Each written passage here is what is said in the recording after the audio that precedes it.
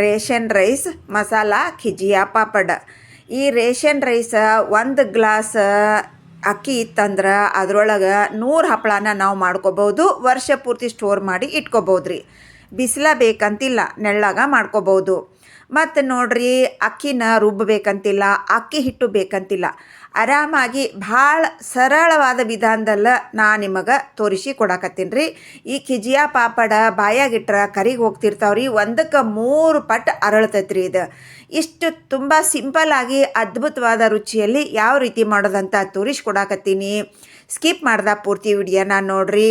ಇಷ್ಟ ಆಯಿತು ಅಂದ್ರೆ ಸಬ್ಸ್ಕ್ರೈಬ್ ಮಾಡಿಕೊಡ್ರಿ, ಒಂದು ಲೈಕ್ ಕೊಡ್ರಿ, ಬಂದು ಸರ್ಕಲ್ಗೆ ಶೇರ್ ಮಾಡಿರಿ. ಬರ್ರಿ ಹಂಗಂದ್ರೆ ಈ ರೆಸಿಪಿಯನ್ನು ಯಾವ ರೀತಿ ಮಾಡೋದಂತ ನೋಡೋಣಂತ. ತಡ ಮಾಡ್ದೆ ರೆಸಿಪಿ ಶುರು ಮಾಡಿಬಿಡೋಣ ಬರ್ರಿ. Welcome friends. ಮಸಾಲ ಪಾಪಡ ಯಾವುದೇ ಹಿಟ್ಟು ಬೇಡ, ಬಿಸಿಲು ಬೇಡ, ಬೇರೆಯವರ ಸಪೋರ್ಟು ಬೇಡ, ಒಬ್ಬರೇ ನಾವು ಆರಾಮಾಗಿ ಮಾಡೋವಂಥ ಈ ಮಸಾಲ ಪಾಪಡನ್ನು ಮಾಡೋದು ಭಾಳ ಈಜಿ ರೀ. ಹಗರ ಪಳ್ಳ ಡೆಲಿಕೇಟ್ ತುಂಬ ರುಚಿಯಾಗಿರುವಂಥ ಈ ಪಾಪಡ್ ಮಾಡೋಕೆ ರೇಷನ್ ಅಕ್ಕಿ ಬೇಕ್ರಿ. ಈ ರೇಷನ್ ಅಕ್ಕಿಯನ್ನು ನೀಟಾಗಿ ಕ್ಲೀನ್ ಮಾಡಿಕೊಂಡು ಒಂದು ಪಾತ್ರೆಗೆ ಹಾಕ್ಕೊಂಡೀನಿ ರೀ. ಈ ಗ್ಲಾಸಿನಿಂದ 1 ಗ್ಲಾಸ್ ರೇಷನ್ ಅಕ್ಕಿ ತೊಗೊಂಡಿನ್ರಿ ನಾನು. ನೀವು ರೇಷನ್ ಅಕ್ಕಿಯಿಂದನ ಮಾಡಿರಿ, ಹಪ್ಪಳ ನಮ್ಮದು ತುಂಬ ಸರಿಯಾಗಿ ಬರ್ತೈತೆ ರೀ. ಈ ಗ್ಲಾಸಿನಿಂದ ನಾವು ಮಾಡಿದ್ವಿ ಅಂತಂದ್ರೆ ನೋಡ್ರಿ, 100 ಅಲ್ಲ 100ಕ್ಕಿಂತ ಜಾಸ್ತಿ ಹಪ್ಪಳ ಆಗ್ತಾವ್ರಿ, ಕಮ್ಮಿ ಅಂತೂ ಆಗಂಗಿಲ್ಲ ರೀ. ನೋಡಿದ್ರೆ ಗೊತ್ತಿಲ್ಲ ರೀ ಗ್ಲಾಸ್ ಯಾವ ಸೈಜ್ ಐತೆ ಅಂತ ಹೇಳಿ. ಈಗ ಇದ್ರೊಳಗೆ ಮುಳುಗುವಷ್ಟು ನೀರು ಹಾಕ್ರಿ, ಚೆನ್ನಾಗಿ ತೊಳಿರಿ. ರೇಷನ್ ಅಕ್ಕಿ ಭಾಳ ಗಲೀಜಿರ್ತೈತೆ ರೀ, ಅದಕ್ಕೋಸ್ಕರ ನಾವು ಶುಭ್ರ ಆಗೋವರೆಗೆ ತೊಳಿಬೇಕ್ರಿ. ಒಂದು 4ರಿಂದ 5 ಸಾರಿ ಆದರೂ ಕಂಪಲ್ಸರಿ ತೊಳೆಯಬೇಕಾಗ್ತೈತೆ ರೀ. ನಾವು ಅದು ನೀಟಾಗಿ ಕ್ಲೀನ್ ನಮಗೆ ಕಾಣಬೇಕ್ರಿ, ಅಲ್ಲಿವರೆಗೆ ನಾವು ತೊಳಿಬೇಕ್ರಿ. ಅಂದ್ರೆ ನಮ್ಮ ಹಪ್ಪಳ ಅನ್ನೋದು ಭಾಳ ಸರಿಯಾಗಿ ಬರ್ತಾವ್ರಿ, ನೋಡೋ ಕೂಡ ಸುಂದರವಾಗಿ ಕಾಣ್ತಾವ್ರಿ. ಈಗ ನೋಡ್ರಿ, ಇಷ್ಟು ಶುಭ್ರವಾಗಿರುವಂಥ ನೀರು ಬರೋವರೆಗೆ ನಾನು ತೊಳ್ಕೊಂಡು ಬಂದೇನಿ ರೀ. ಇದನ್ನೀಗ ಮುಚ್ಚಳವನ್ನು ಮುಚ್ಚಿ 1 ಡೇ 1 ನೈಟ್ ಇದನ್ನು ಕಂಪ್ಲೀಟಾಗಿ ರೆಸ್ಟಿಗೆ ಬಿಡ್ಬೇಕ್ರಿ. ಇದು ಮಾರನೇ ದಿನ ನೀವು ಎಷ್ಟು ಅಕ್ಕಿ ತೊಗೊಂಡಿರಿ ಅದ್ರ 7 ನೀರು ಹಾಕ್ರಿ. ಒಂದು 2 ಚಮಚೆ ಜೀರಿಗೆ ಹಾಕ್ರಿ, 2 ಚಮಚೆ ಅಜ್ವಾನ ಹಾಕ್ರಿ, ಒಂದು 3ರಿಂದ 4 ಚಮಚದಷ್ಟು ಹಪ್ಪಳ ಖಾರ ರೀ, ಒಂದು 3 ಚಮಚದಷ್ಟು ಉಪ್ಪು ಹಾಕ್ರಿ, ಅರ್ಧ ಸ್ಪೂನಷ್ಟು ಅಡುಗೆ ಸೋಡಾ ಹಾಕ್ರಿ. ಸೋಡಾ ಆಪ್ಷನಲ್ ರೀ, ನಿಮಗೆ ಬೇಡ ಅಂದ್ರೆ ಸ್ಕಿಪ್ ಮಾಡ್ಕೋಬೋದು. ಸೋಡಾ ಹಾಕೋದ್ರಿಂದ ತುಂಬ ಡೆಲಿಕೇಟ್ ಆಗತ್ತೆ ರೀ, ಹಗರ ಪಳ್ಳಾಗತ್ತಂತ ನಾ ಹಾಕಿನಿ ರೀ. ನಿಮಗೆ ಇಷ್ಟ ಇಲ್ಲಂದ್ರೆ ಸ್ಕಿಪ್ ಮಾಡಿರಿ, ಏನು ತೊಂದರೆ ಏನಿಲ್ಲ ರೀ. ಇನ್ನೊಂದು ದಿವಸ ಅಕ್ಕಿ ಜಾಸ್ತಿ ನೆನೆಸ್ರಿ, ಅಂದ್ರೆ ಸೋಡಾ ಹಾಕದೇ ಇದ್ದರೂ ನೆನಿತೈತೆ ರೀ. 2 ದಿವಸ ನೆನೆಸ್ರಿ ಅಕ್ಕಿನ. 2 ದಿವಸ ನೆನೆಸ್ಬೇಕಾದ್ರೆ ಏನು ಮಾಡ್ಬೇಕ್ರಿ, 2 ಟೈಮ್ ನಾವು ನೀರನ್ನು ಚೇಂಜ್ ಮಾಡ್ಬೇಕಾಗತ್ತೆ ರೀ. ಈಗ ನೆಂದಿರುವಂಥ ಅಕ್ಕಿ ನೋಡ್ರಿ, ನಾವು ಮರುದಿವಸ ನೀಟಾಗಿ ನೆಂದು ಎಷ್ಟು ಶುಭ್ರವಾಗಿ ಕಾಣಕತ್ತೈತಿ, ಬೆಳ್ಳಗೆ ನಮಗೆ ಬೆಣ್ಣೆ ಥರ ವೈಟ್ ಕಾಣಕತ್ತೈತಿ ರೀ. ಈಗ ಇದರಲ್ಲಿರುವಂಥ ನೀರನ್ನು ತೆಗೆದ 2 ಸಾರಿ ತೊಳಿರಿ. ತೊಳೆದು ಈಗ ಕುದಿಯಾಕತ್ತೈತಿ ರೀ ನೀರು. ಆಲ್ರೆಡಿ ನಾವು ಬಿಸಿ ಮಾಡಿ ಕೆಟ್ಟಿದ್ವಲ್ರಿ, ಚೆನ್ನಾಗಿ ಸಳಮಳ ಅಂತ ಕುದಿಯಾಕತ್ತೈತಿ ರೀ. ಆ ಕುದಿಯುತ್ತಿರುವಂಥ ನೀರಿನೊಳಗೆ 1 ಹನಿ ನೀರು ಇರಬಾರ್ದು ರೀ ಅಕ್ಕಿಯೊಳಗೆ, ಬರೀ ಅಕ್ಕಿಯನ್ನು ಮಾತ್ರ ಹಾಕ್ಬೇಕ್ರಿ, ನೀರನ್ನೆಲ್ಲ ಬಸದ.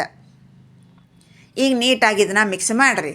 ಮಿಕ್ಸ್ ಮಾಡಿ ಈಗ ಹೈ ಫ್ಲೇಮ್ನಲ್ಲೇ ಇರಲಿ ರೀ. ಸ್ವಲ್ಪ ನಮಗೆ ಥಿಕ್ನೆಸ್ ಆಯಿತು, ನೀರು ಸ್ವಲ್ಪ ಇಮುರ್ತಾ ಇದೆ, ಸ್ವಲ್ಪ ನಮಗೆ ಗಟ್ಟಿಗೆ ಆಗ್ತಾ ಇದೆ ಅಂದಾಗ ಫ್ಲೇಮನ್ನು ನಾವು ಲೋ ಮಾಡ್ಬೇಕ್ರಿ. ಅಲ್ಲಿವರೆಗೆ ಇದನ್ನು ಕೈ ಬಿಡದನ್ನು ಮಿಕ್ಸ್ ಮಾಡ್ತಾನೆ ಇರ್ಬೇಕ್ರಿ. ಸ್ವಲ್ಪ ಪಾತ್ರೆ ಫುಲ್ ಆಗೈತ್ರೆ, ಸ್ವಲ್ಪ ಹುಷಾರಾಗಿ ಮಾಡಿರಿ, ಕುಸಕ್ಕೆ ಹೋಗಬೇಡ್ರಿ. ಈಗ ಫ್ಲೇಮನ್ನು ಲೋ ಮಾಡಿ ಅದನ್ನು ಕುದಿಸಾಕಿಡೋಣ್ರಿ. ಮತ್ತು ಅದಕ್ಕೆ ಮುಂದಿಂದ ಏನು ರೆಡಿ ಮಾಡ್ಕೊಳ್ಳೋದಂತ ನೋಡೋಣ ಬರ್ರಿ. ಇದಕ್ಕೆ ನೋಡ್ರಿ, ಕೊತ್ತಂಬರಿ ತೊಗೊಂಡಿನ್ರಿ ನಾನು. ಒಂದು ದೊಡ್ಡ ಸೂಡಿನಿಂದ 1 ಸೂಡ್ರಿ. ಅದನ್ನು ಸ್ವಲ್ಪ ಎಳೆ ಕಡ್ಡಿ ಸಮೇತನ ನೀಟಾಗಿ ತೊಳೆದ ಡ್ರೈ ಮಾಡಿಕೊಂಡು ತೊಗೊಂಡಿನ್ರಿ. ಹಸಿ ಅಂಶ ಭಾಳ ಇತ್ತಂದ್ರೆ ಕಟ್ ಮಾಡೋಕ್ಕೆ ಕಷ್ಟ ಆಗತ್ತೆ ರೀ. ಹಸಿ ಅಂಶ ಇದ್ರೂ ಕೂಡ ಏನು ತೊಂದರೆ ಏನಾಗಂಗಿಲ್ಲ ರೀ ಇದಕ್ಕೆ. ಆದರೆ ಕಟ್ ಮಾಡೋಕ್ಕೆ ಈಸಿ ಆಗಲಿ ಅಂದ್ಕೊಂಡು ನಾನು ಬಟ್ಟೆ ಮೇಲೆ ಹಾಕಿ ಸ್ವಲ್ಪ ಡ್ರೈ ಆದ ನಂತರ ಚಿಕ್ಕದಾಗಿ ಕಟ್ ಮಾಡ್ಕೊಂಡೇನಿ ರೀ. ಈಗ ಅಷ್ಟರೊಳಗಾಗಿ ನೋಡ್ರಿ, ನಮ್ಮದೆಲ್ಲ ನೀರೆಲ್ಲ ಇಮುರ್ಕೊಂಡತ್ರಿ. ಈಗ ಇದ್ರೊಳಗೆ ನೀರೇನು ಕಾಣಕತ್ತಿಲ್ಲ ರೀ. ಈಗ ಚೆಂದಾಗಿ ಇದನ್ನು ಒಂದು 5ರಿಂದ 10 ನಿಮಿಷ ಕೈ ಬಿಡ್ದಂಗೆ ಹಿಂಗೆ ತಿರ್ಗಿಸ್ಕೊತ ನಾವೇನು ಮಾಡ್ಬೇಕ್ರಿ, ಲೋ ಫ್ಲೇಮ್ನೊಳಗೆ ಕುದಿಸ್ಬೇಕ್ರಿ. ಅಂದ್ರೆ ನಮ್ಮ ಅಕ್ಕಿ ಅನ್ನೋದು ಅನ್ನ ಆಗಿರ್ತೈತಲ್ರಿ, ಅದೇನಾಗತ್ತೆ ರೀ, ಒಡಿತೈತ್ರಿ. ಎಲ್ಲ ಒಡೆದೇನಾಗತ್ತೆ ರೀ, ಮೆಲ್ಟ್ ಆಗಿ ಸಾಫ್ಟ್ ಆಗತ್ತೆ ರೀ. ಇಲ್ಲಿ ನೋಡ್ರಿ, ಈ ರೀತಿ ಆಗೈತೆ ನೋಡ್ರಿ. ಈಗ ನಮಗೆ ಸಣ್ಣ ಪೀಸಾಗಿ ಒಡೆದು ಬಿಡ್ತೈತ್ರಿ ಅದು. ಅದಕ್ಕೆ ನಾವು ಹಿಂಗೆ ಚೆಂದಾಗ ಮಿಕ್ಸ್ ಮಾಡ್ಕೊತ ಹಪ್ಪಳ ಮಾಡೋಕೆ ಹದ ಬರೋವರೆಗೆ ನಾವು ಇದನ್ನು ಈ ರೀತಿಯಾಗಿ ಮಾಡ್ಬೇಕ್ರಿ. ಹಿಂಗೆ ಇದರಿಂದ ನಾನು ಕಡ್ಚಿಗೆ ತೊಗೊಂಡಿನಲ್ರಿ, ಹಿಂಗೆ ಅದನ್ನು ಪ್ರೆಸ್ ಮಾಡಿದ್ರೆ ಜೇಂಟ್ ಆಗ್ಬೇಕು ನೋಡ್ರಿ. ಒಂಚೂರು ಹಿಟ್ಟು ತೊಗೊಂಡು ಚೆಕ್ ಮಾಡ್ಕೊರಿ, ಈ ರೀತಿಯಾಗಿ ಆಗ್ಬೇಕ್ರಿ. ಅಂದ್ರೆ ನಮಗೆ ಹಪ್ಪಳ ಮಾಡೋಕೆ ಕರೆಕ್ಟ್ ಆಗತ್ತೆ ರೀ. ಇನ್ನು ಇದು 6 ಇಂಚ್ ಸ್ವಲ್ಪ ಗಟ್ಟಿ ಆಗತ್ತೆ ರೀ. ಈಗ ಪರ್ಫೆಕ್ಟ್ ಐತೆ ರೀ. ಗ್ಯಾಸ್ ಫ್ಲೇಮನ್ನು ಆಫ್ ಮಾಡ್ಕೊರಿ. ಈ ಟೈಮ್ನಲ್ಲೇ ನಿಮ್ಗೆ ಬೇಕಂದ್ರೆ ಟೇಸ್ಟ್ ನೋಡಿ ಉಪ್ಪು ಸೇರಿಸ್ಕೊರಿ. ಇನ್ನೊಂದು ಸ್ವಲ್ಪ ನನಗೆ ಉಪ್ಪು ಬೇಕಾಗಿತ್ತು ರೀ, ಸ್ವಲ್ಪ ಕಡಿಮೆ ಅನ್ಸಾಕತ್ತಿತ್ತು ರೀ, ಅದಕ್ಕೆ ಸ್ವಲ್ಪ ಉಪ್ಪು ಹಾಕಿದ್ದೇನೆ ರೀ. ಉಪ್ಪು ಹಾಕಿ ಮಿಕ್ಸ್ ಮಾಡ್ಕೊಂಡೇನಿ ರೀ. ನೋಡ್ಕೊರಿ, ಬೇಕು ಅಂದ್ರೆ ಸೇರಿಸ್ರಿ, ಬ್ಯಾಡ ಅಂದ್ರೆ ಸೇರ್ಸಕ್ಕೆ ಹೋಗ್ಬೇಡ್ರಿ. ಮತ್ತು ನಾನು ಎಷ್ಟು ಮತ್ತು ಉಪ್ಪು ಹಾಕಿನಂತ ಮತ್ತು ಉಪ್ಪು ಹಾಕಿ ಉಪ್ಪು ಜಾಸ್ತಿ ಮಾಡ್ಕೊಳಕ್ಕೆ ಹೋಗ್ಬೇಡ್ರಿ. ಟೇಸ್ಟ್ ನೋಡಿ ಉಪ್ಪನ್ನು ಹಾಕೋರಿ. ಈ ಕೊತ್ತಂಬರಿ ಕಟ್ ಮಾಡ್ಕೊಂಡಿದ್ವಲ್ರಿ, ಈ ಕೊತ್ತಂಬರಿನ ಅದ್ರೊಳಗೆ ಹಾಕೋರಿ. ಇಷ್ಟು ಚಿಕ್ಕದಾಗಿ ಕಟ್ ಮಾಡ್ಕೊಡ್ರಿ. ಎಷ್ಟು ನೀವು ನೈಸಾಗಿ ಕಟ್ ಮಾಡ್ಕೋತೀರಿ ಅಷ್ಟು ನಮ್ಮ ಹಪ್ಪಳದೊಳಗೆ ರುಚಿನೂ ಆಗತ್ತೆ ರೀ, ಮತ್ತು ನೀಟಾಗಿ ನಮಗೆ ಹಪ್ಪಳ ಮಾಡೋಕ್ಕೂ ಬರುತ್ತೆ ರೀ. ಏನೂ ಕಷ್ಟ ಆಗಂಗಿಲ್ಲ ರೀ. ಚೆಂದಾಗ ಮಿಕ್ಸ್ ಮಾಡ್ಕೊರಿ ಇದನ್ನೀಗ. ಈಗ ನೀಟಾಗಿ ನಾವು ಕೊತ್ತಂಬರಿ ಹಾಕಿದ್ದೆಲ್ಲ ನೀಟಾಗಿ ಮಿಕ್ಸ್ ಆತ್ರಿ. ಈಗ ಇದ್ರೊಳಗೆ ಈಗ ನೋಡ್ರಿ ಪರ್ಫೆಕ್ಟ್ ಆತ್ರಿ. ಇದನ್ನೀಗ ಒಂದು ಪಾತ್ರೆ ಒಳಗೆ ತಗೊಳ್ಳೋಣ್ರಿ, ಅಂದ್ರೆ ಜಲ್ದಿ ತಣ್ಣಗಾಗಕ್ರಿ.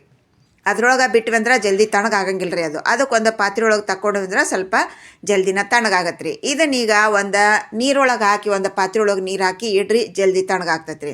ಇದನ್ನೀಗ ಮುಚ್ಚಿಡ್ರಿ. ಅದನ್ನು ಉಳಿದಿದ್ದು ಇದು ಮ್ಯಾಲಿಂದ ಹಕ್ಕಳಿ ಗಟ್ಟಬಾರ್ದು ರೀ, ಅದಕ್ಕೋಸ್ಕರ ನಾವು ಮುಚ್ಚಿಡ್ಬೇಕ್ರಿ ಅದನ್ನು.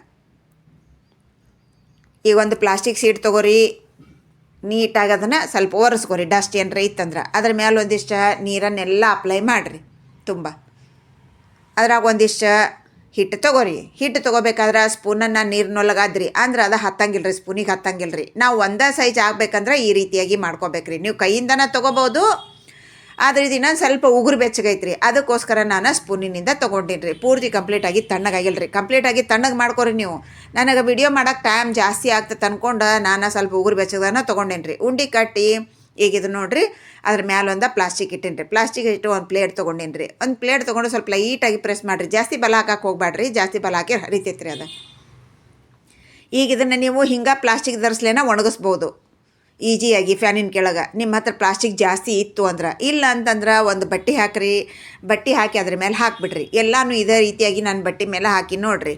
ಇದು ಪೂರ್ತಿ ನೈಟೆಲ್ಲ ಫ್ಯಾನಿನ ಕೆಳಗೆ ಬಿಟ್ಬಿಡ್ರಿ. ಈಗ ಮರುದಿವ್ಸ ಅನ್ನೋ ತನಕ ಡ್ರೈ ಆಗುತ್ತೆ ರೀ. ಇದು ನೀವು ಪ್ಲಾಸ್ಟಿಕ್ ಕವರ್ ಮೇಲೆ ಹಾಕಿದ್ರಿ ಅಂತಂದ್ರೆ ಆರಾಮಾಗಿ ತೆಗ್ಯಾಕೆ ಬರುತ್ತೆ ರೀ. ನೀವು ಬಟ್ಟೆ ಮೇಲೆ ಹಾಕಿದ್ರೂ ತೆಗ್ಯಾಕೆ ಬರುತ್ತೆ ರೀ. ಅಕಸ್ಮಾತಾಗಿ ನಿಮಗೆ ತೆಗ್ಯಾಕೆ ಬಂದಿಲ್ಲ ಅಂತಂದ್ರೆ ನಾ ಯಾವ ರೀತಿ ತೆಗಿಬೇಕು ಅನ್ನೋದು ಕೂಡ ನಾ ಇದ್ರೊಳಗೆ ತೋರಿಸ್ತೀನಿ ನೋಡಿರಿ. ಸ್ವಲ್ಪ ನೀರು ಹಿಂಗೆ ಚಿಮ್ಕರಿಸ್ರಿ. ಹಿಂಗೆ ಜಾಸ್ತಿ ಹಾಕ್ಬೇಡ್ರಿ, ಸ್ವಲ್ಪ ಲೈಟಾಗಿ ಚಿಮ್ಕರಿಸ್ರಿ. ಹಿಂಗೆ ತೆಗೀರಿ. ಈಗ ಬರ್ತಾವ್ರಿ. ಈಗ ಇಲ್ಲಿ ನೋಡ್ರಿ, ಆರಾಮಾಗಿ ಬರ್ತಾವೆ ನೋಡ್ರಿ.